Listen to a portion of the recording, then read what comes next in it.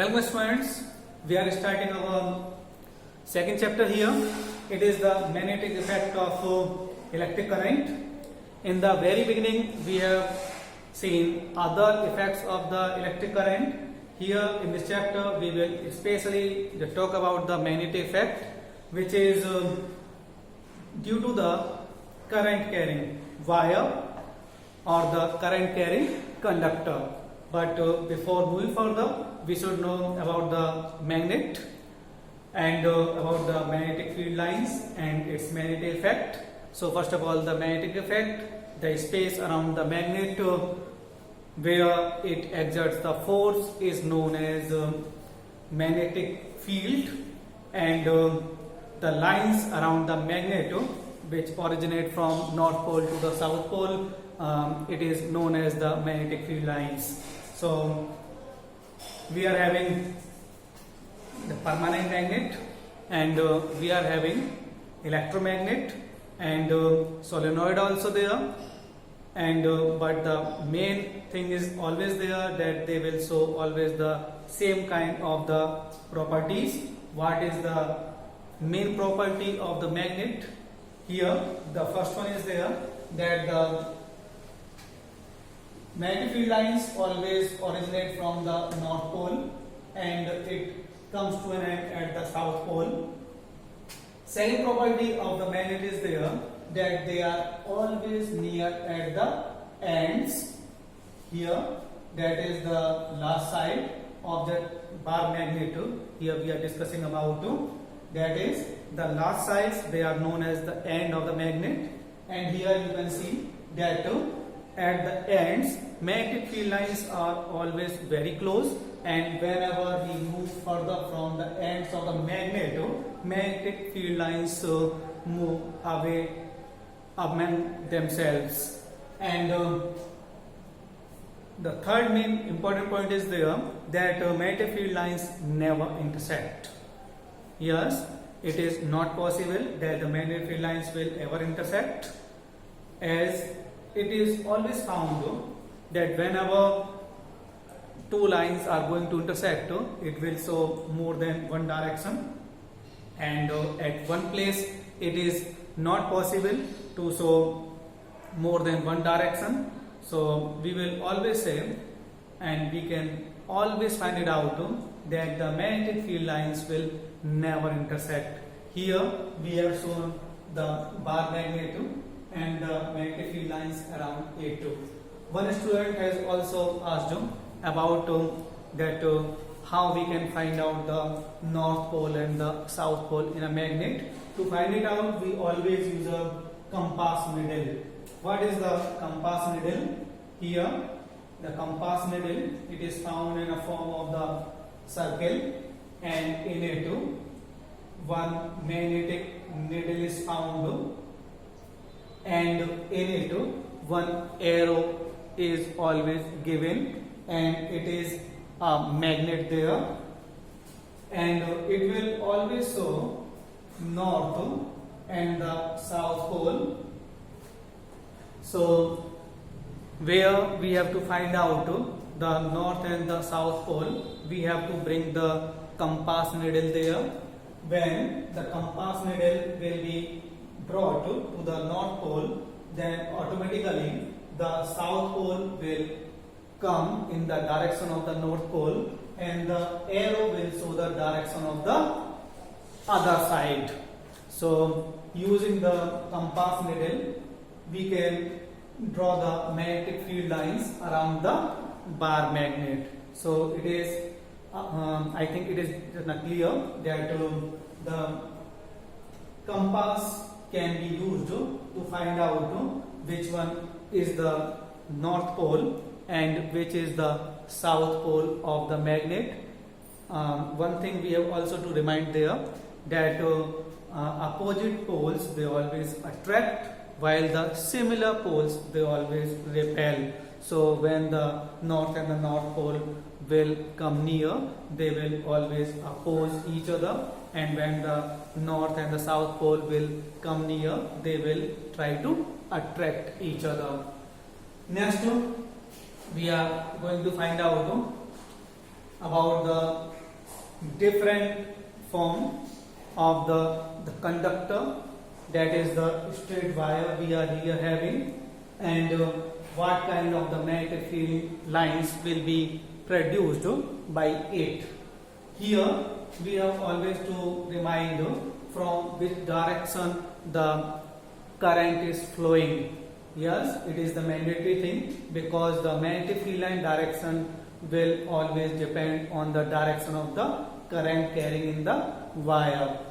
In the very beginning, in the year of 1820, one scientist was there named Oersted. He found out that whenever the compass needle is brought near to any wire, that is the current carrying wire, the compass needle shows the deflection. So further, we also found out the direction and the shape of the magnetic field lines around the current carrying conductor. So here we are going to find out what is the magnetic field lines pattern.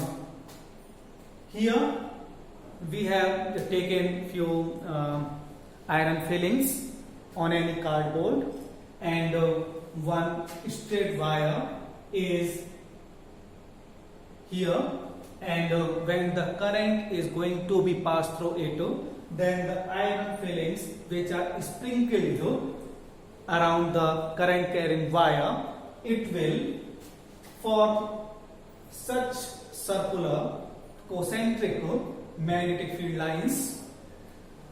When we have found out the magnetic field lines there, then we should also find out in which direction, because no magnetic field may be there which is not having any kind of a pole. Yes, it is very clear that each magnet will always have north and the south pole. So we are going to find out which is the north and the south pole here.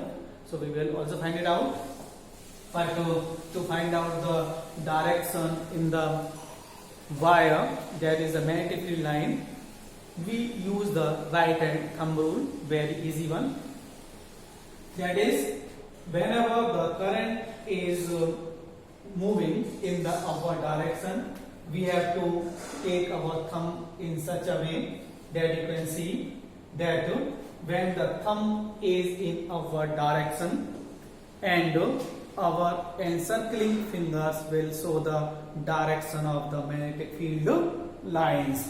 Here the current is moving in upward direction, and we can see that it is in the inward direction. Fingers are in the inward direction. So that is here in this direction. You can see again, that is thumb is in upward direction and the magnetic field lines are in inward direction.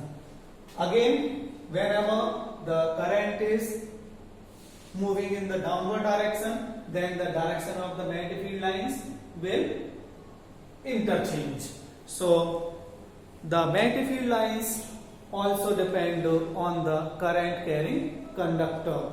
Here you can see again that from the positive terminal the current is flowing here and it is moving in the upward direction. So applying the right hand thumb rule, we can find out the direction of the magnetic field lines.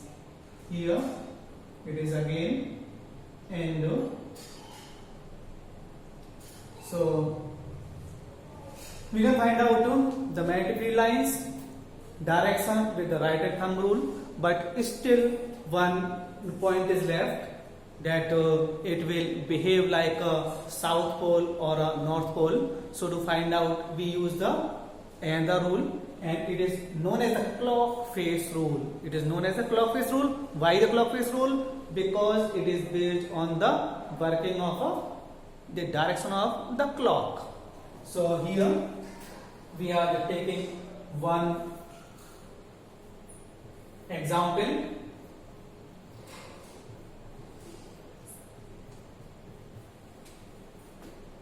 We have taken one clock here, and here the direction is moving in the direction of the clock. So it is known as the clockwise direction.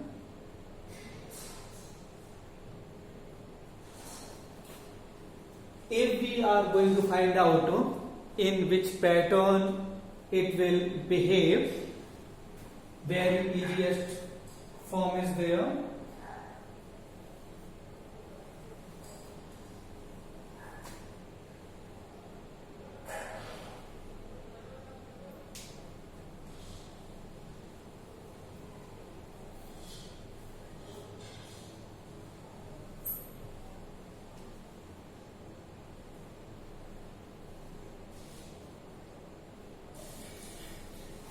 As you can see, it will behave like a south pole, and if we take another example, and in it the current is flowing in anti-clockwise direction,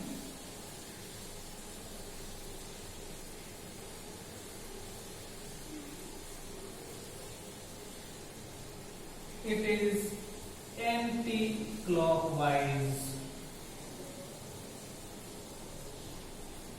So here you can see that when the current is flowing in the clockwise direction, then it will behave like a south pole, and when the current flows in the anti-clockwise direction, it will behave like a north pole. So you can find it out. It is the clockwise direction or the anti-clockwise. You can see there, it is anti-clockwise direction. So it will behave like a north pole. So in the next video, we will form the other formation of the conductor, that is the circular loop, solenoid, electromagnet, and the other topics we will try to cover. So till then, just have a good day. Thank you.